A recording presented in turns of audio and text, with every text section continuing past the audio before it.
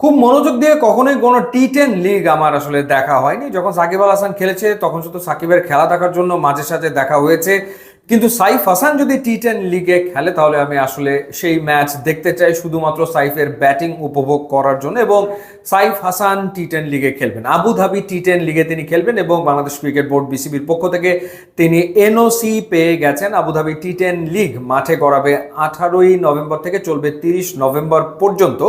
তো সেই ক্ষেত্রে আবার 30 নভেম্বর পর্যন্ত এই টুর্নামেন্ট চলবে, কিন্তু 27 নভেম্বর থেকে বাংলাদেশ আর আয়ারল্যান্ডের টি20 সিরিজ শুরু হবে। সেই কারণে সাইফ হাসানকে এনওসি দেওয়া হয়েছে 23 নভেম্বর পর্যন্ত। এছাড়া এবারের আবুধাবি টি10 লিগে খেলবেন সাকিব আল হাসান এবং তিনি একটা টিমের ক্যাপ্টেন। রয়্যাল চ্যাম্পস টিমের অধিনায়কত্ব করবেন সাকিব আল হাসান।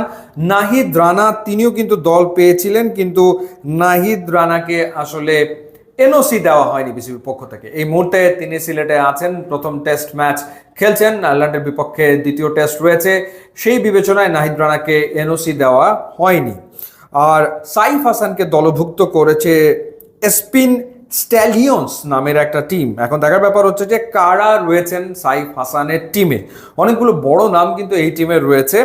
রয়েছে Tymal Mills, Tim Seifert, Harbhajan Singh, Andre Fletcher, Avishka Fernando, Sherfane Rutherford, Binura Fernando, Saif Hasan, Ryan Burl, Akhilesh Bodugum, Ali Khan, Ben Cutting, এরপর জোহাইর ইকবাল, এরপর Isa Matiur, Hafizur Rahman, Ashmead Nedd, Matthew Hurst, Monank Patel এবং হর্ষিত শেঠ।